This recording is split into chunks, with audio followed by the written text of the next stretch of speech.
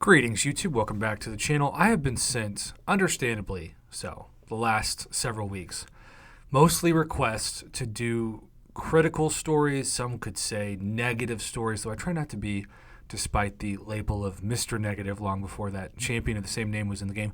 I try not to be like negative just for being negative's sake. I try to have some suggestions for ways to improve the game, some solutions. A problem is only a problem until a solution appears. And I know we have so many people who are still affected by Battlegrounds bugs, who are still plagued by even input issues, which I only talk about input issues once every couple months. And I feel like that's probably a problem. But I just don't know what else to say sometimes. I ask people, what is your device that you use? What's the exact situation? Sometimes people send me videos. Sometimes they send me screenshots. Sometimes they send me both.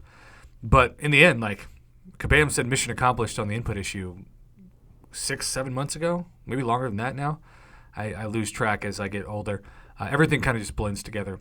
And so, yeah, that's still an ongoing issue for quite a few people. Obviously, the most relevant negative thing to affect the community in quite some time is the revive farming elimination situation. I will say, and I'm trying not to say this too loud, but from the people that do it, because I've never had good RNG luck when I tried it, and this goes back years ago, so I just don't do it. I depend on 4-hour crystals and, most importantly, 22-hour events to get my revives. But I've been told that some places that people depend on are still producing revives at a rate that they were warned they weren't going to. So I don't know if that has been moved to May, that they're going to kick in those fail-safes, or if, hopefully, those paths still just give pretty good revives. I don't know. I know Kabam has stated that changing the inventory caps, especially when you have the Black ISO store, depending on your, I guess, progression, but to 13 with level 2 team revives is a huge win. The problem is you can't get level 2 team revives in a path. So you either purchase these or you get these approximately, for me at least, once a month in your daily login calendar. This is the only place that I get a level 2 team revive unless there's like compensation or some kind of special. Obviously, you can also purchase a unit-based event completion deal that triggers, but is definitely the best deal for Thronebreaker difficulty and then Cavalier difficulty for team revives, potions, energy refills, etc. But if you're talking about not using cash or units, basically it's that one day a month, day 23 usually, that level 2 team revive kicks in. And I'm thankful that they have increased the inventory caps. But speaking of that, can we be real about something? Can we just let's be honest about this. These level 1 revive inventory caps and the potion caps, like 19 for a team health potion, that's terrible. 32 for a health potion. I think the health potion should be 50 and the team health potion should be at least 30. And then speaking of 30, I think that's the minimum that level 1 revives should have, especially with the Black ISO store increase. But in a perfect world, it'd be 40. Because 25 may sound like a lot, but not when you're trying to clear difficult content. It's so easy to burn through level 1 revives.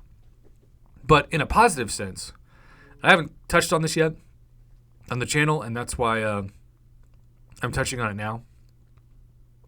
This change for a level 2 revive instead of a level 1 revive for the 22-hour events is truly game-changing, and it's because it's percent-based.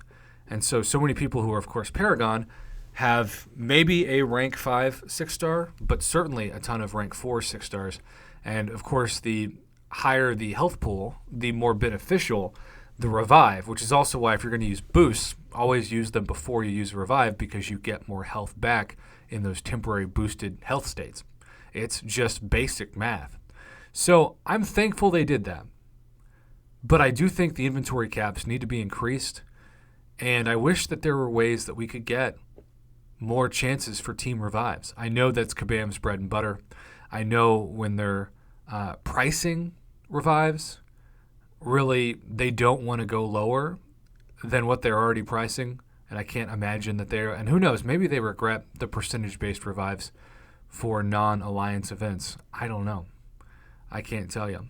All I can tell you is that the 40-unit level 2 revive and the 100-unit level 2 team revive are still the most popular revives on average purchased for this game. So this is good news for the level 2 revive, but if they were to actually increase the inventory caps and make them make more sense, then it would be even better. I say the same thing when it comes to tier 1 alphas. Somebody explain to me.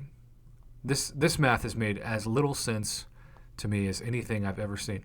Somebody explain to me how you can hoard 23 tier 1s and 30 tier 2s. I mean, you should be able to hoard, I would say, at least 40 tier 1s. But, that's the price you pay when those so easily go in your overflow and they don't affect 6 stars now. Have a good one, YouTube. Thanks for watching.